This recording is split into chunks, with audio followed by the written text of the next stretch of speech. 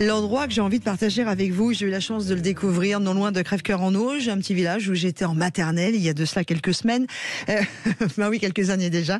C'est à Cambremer. Je vous emmène dans le jardin du Pays d'Auge et c'est Armelle Nopp qui est directrice des jardins du Pays d'Auge qui nous reçoit. Bonjour Armelle.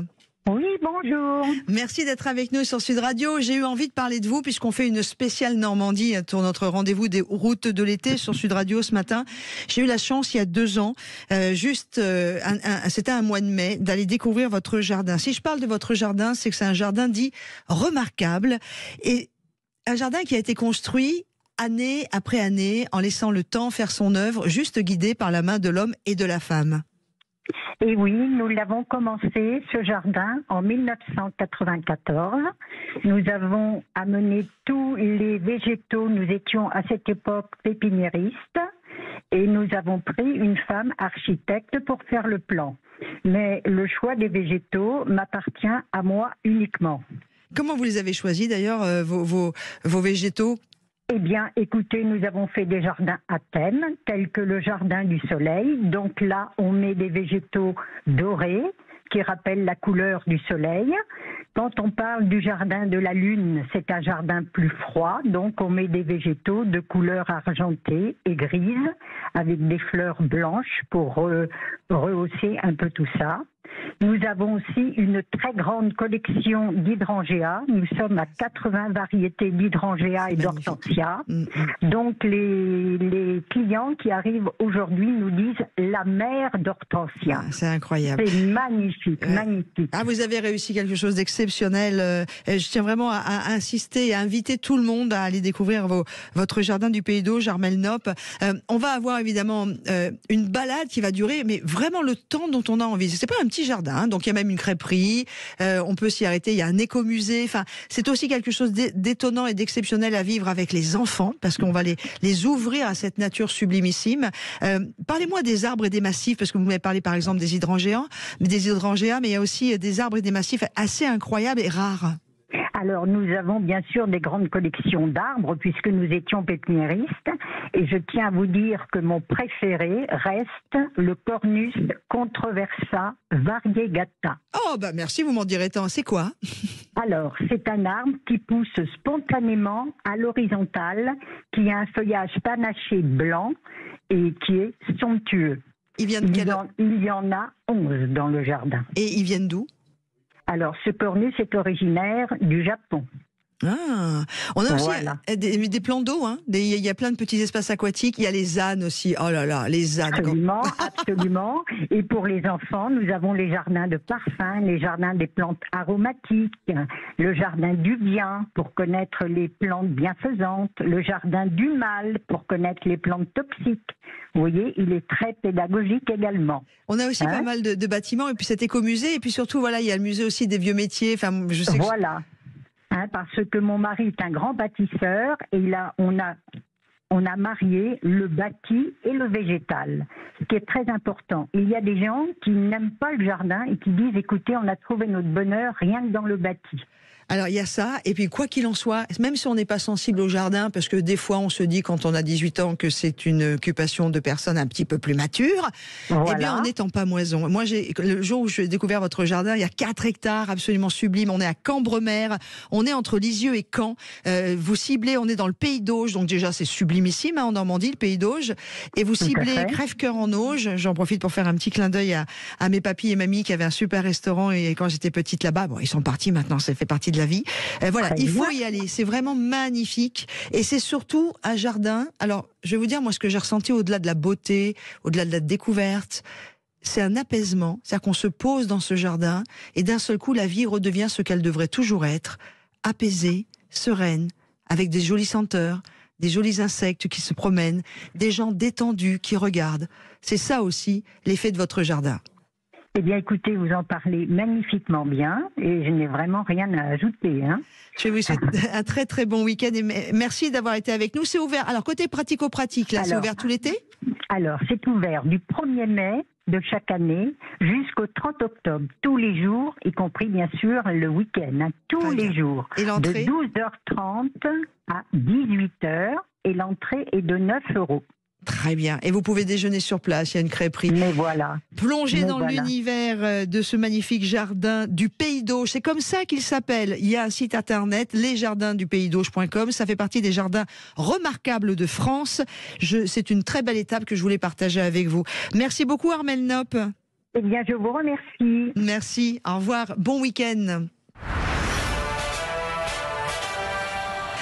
Après cette jolie balade du côté d'un jardin en pleine campagne, place à l'urbain maintenant dans notre étape de l'été, toujours en Normandie. On va remonter maintenant du côté du Havre. Bonjour Éric Baudet. Bonjour. Vous êtes directeur de la communication de l'Office du tourisme du Havre Étretat Normandie Tourisme. Car oui, le Havre est une ville parmi les villes de France aussi à découvrir avec énormément de choses à voir. Oui, en effet, c'est une ville qui pendant très longtemps a eu une mauvaise image jusqu'au moment où... Allô, Philippe. Patrimoine mondial.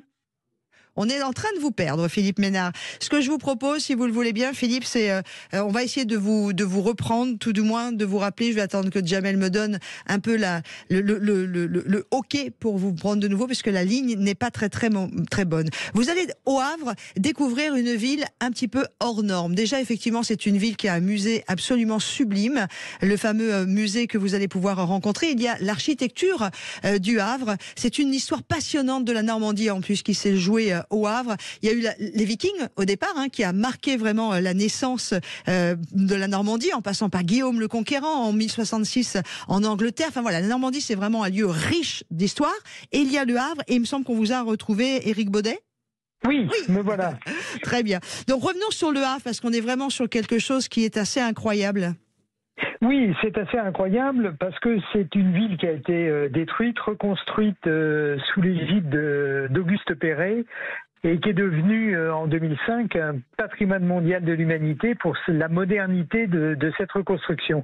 Alors si on vient au Havre, on peut... voir beaucoup de choses. On a la partie architecture avec des signatures, donc Perret dont je parlais, mais aussi Oscar Niemeyer, le Brésilien, le bâtisseur de Brasilia, qui a laissé son empreinte ici avec un volcan, c'est-à-dire ce qu'était auparavant la Maison de la Culture, et qui est devenue une scène nationale, et avec une attenante, une bibliothèque assez extraordinaire qui mérite le détour. Parce que son ambiance, son architecture est assez remarquable. On est sur la première ville de Normandie en termes de population, c'est important, c'est la plus grosse. Oui. Tout à fait. Ouais. Alors le Havre c'est un port, mais dans l'esprit aussi de beaucoup, le port exclut la notion de balnéaire. Or le Havre c'est un port de plaisance très important, une très belle plage où il y a différentes possibilités d'activités, que ce soit la voile, la baignade, le kitesurf. C'est un spot de kitesurf très important. Le Havre c'est la culture avec un musée qui possède dans ses collections. André Malraux, c'est ça ? Voilà, c'est le musée André Malraux qui a été inauguré en 61 par André Malraux, et à l'époque c'était la première maison de la culture qui était musée de maison de la culture. Après, il a repris sa fonction unique de musée, et en ce moment il y a une très belle exposition consacrée à Albert Marquet en Normandie jusqu'au 24 septembre. Pour ceux qui ne connaissent pas? Albert Marquet, c'est un des peintres qui appartient au mouvement des Fauves, avec Matisse, Dufy, Derain, Vlaminck. D'accord, très bien. Donc une belle compagnie. Mais en dehors en dehors de cette exposition, le musée Malraux possède la deuxième collection impressionniste de France. Ouais, c'est ça. Alors quittons le musée si vous le voulez bien. On a le fameux volcan aussi. Alors le volcan, c'est le volcan, c'est aussi la modernité. Ouais. Alors pendant très longtemps, les Havrais ont eu du mal à l'apprivoiser.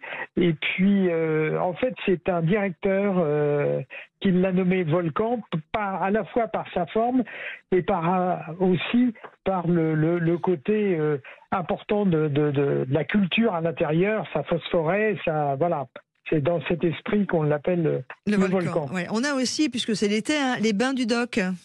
Alors les bains des Docks, un autre grand architecte qui les a signés, c'est Jean Nouvel. Ouais, c'est Jean Nouvel. Voilà. Donc avec d'extérieur, le bâtiment n'arrête pas forcément l'œil, mais de l'intérieur, c'est assez exceptionnel avec une dizaine de bassins, dont un bassin olympique de 50 mètres. C'est ça en fait, hein, c'est un vrai centre aquatique. Enfin, on pourrait évidemment faire une émission complète dédiée au Havre, parce qu'il y a il y a vraiment plein de choses à faire. C'est une ville qui ouvre comme ça à la découverte, et pendant l'été, si vous aimez aussi à découvrir les villes de notre pays, particulièrement de Normandie, n'hésitez pas aussi à vous balader sur le Havre, qui est étonnante et qui donne une autre image de l'urbanisme. Merci beaucoup Éric Baudet.